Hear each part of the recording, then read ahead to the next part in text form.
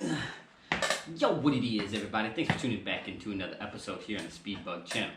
I want to talk to you about an important topic that I often get asked about on why I don't have specific or certain other bikes, or why I stick with specific models and living with something. But the primary topic is not focusing so much here on a brand.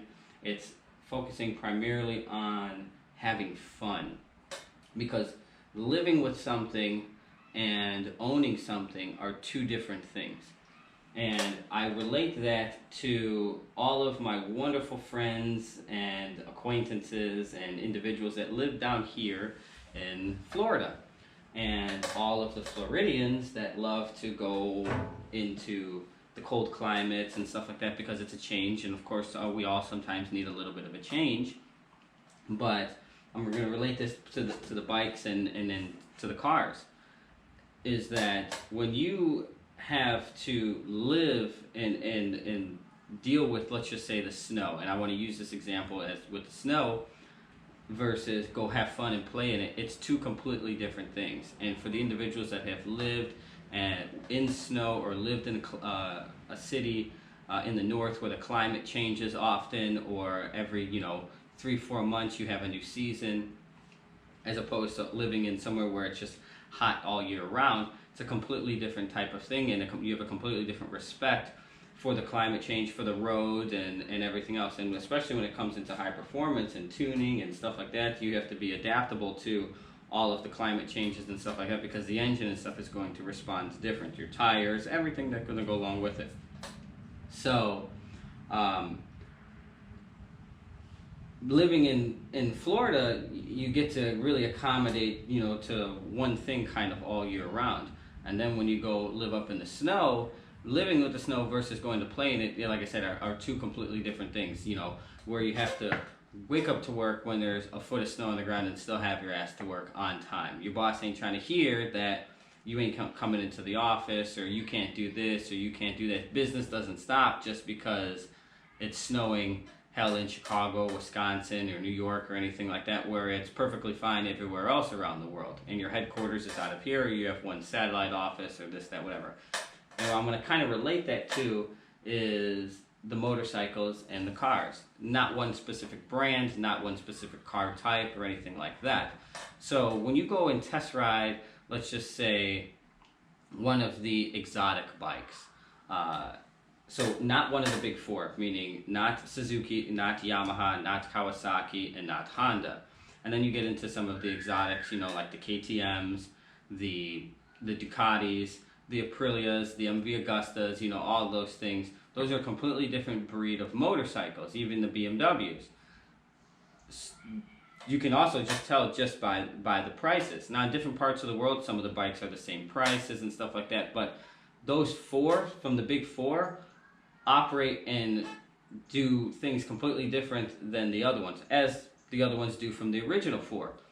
However, these are kind of gendered and characterized and catered more towards the individual that wants to have fun and go ride. These are not MotoGP bikes the way they come out of the factory. They're not fully configured like that. They have lights and turn signals and everything like that, and they've been dumbed down for reliability and detuned and stuff like that. With some of the, I feel that the exotic bikes, they don't have as much of that detuning and things like that always in them, which kind of make them a little bit more raw. And that's awesome, and that's fun when you go on that test ride, and that's really what gets you hooked right away. And you're like, oh, hell yeah, I gotta get it.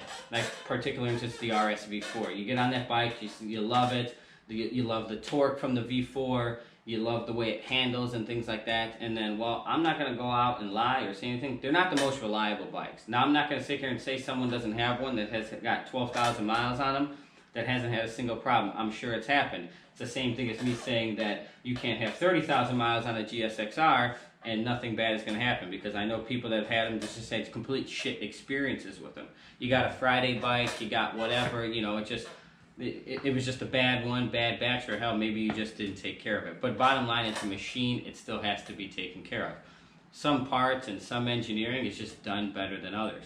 I personally feel from the big four, as far as a reliability standpoint and stuff like that, they're much better than the exotic bikes. but when you don't get that exotic exclusivity. Kind of very similar to how it's looking also with the McLaren. We all know that the McLaren is exotic, just like the Ferraris and the Lamborghinis and stuff like that, but they'll nowhere ever be nearly reliable, such as something like a Camaro or a Corvette or anything like that, because that powertrain and that plant has been mass-produced along and across many lines, also through GM. Same thing with Ford or Dodge or anything like that, where when you get into some of those things, now that the Lamborghini is kind of owned by it is owned by Audi, well, now it does share a lot of the same similarities as the R8, but they're still kind of more one-off cars, very similar to like the McLarens and stuff like that. But when you get into like, let's say like the Viper, it really only shares, well, when it was in production, one power plant, and that was only with itself. Then they threw it into the SRT-10 truck and stuff like that, but still very limited production.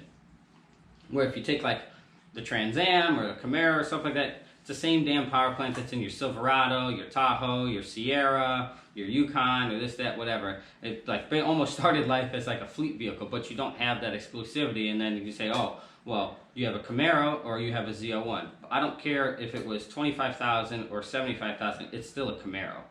And that's where you really lose that exclusivity. Now, to some people, that's really important. To some people, they don't really give a shit.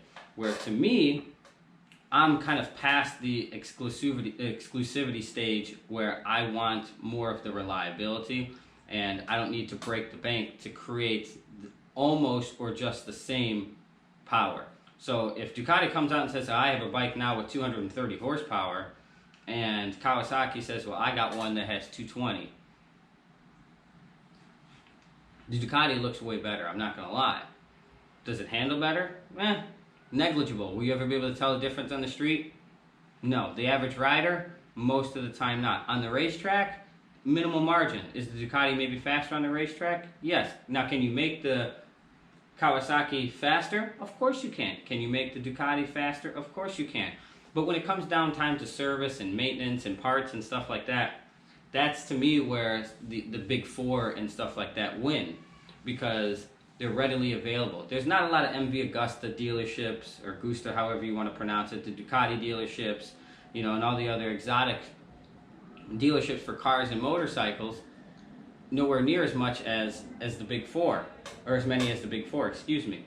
And when it comes down time to get parts and turnaround and stuff like that, because some of them are hand-built or halfway hand-built, where this thing is assembled 100% completely on an assembly line. Like I said, again, you lose the exclusivity. But then again, you're able to get a lot of the R&D from it being tested over and over and over and over and over again, so that the renderings are right, the fitment is right, the quality control is right, they see things like that. And nonetheless, the price is half the cost, and you're almost at the exact same thing. And I've mentioned this a lot of times in my other videos about, was the GSX-R so much better of a bike than the S1000?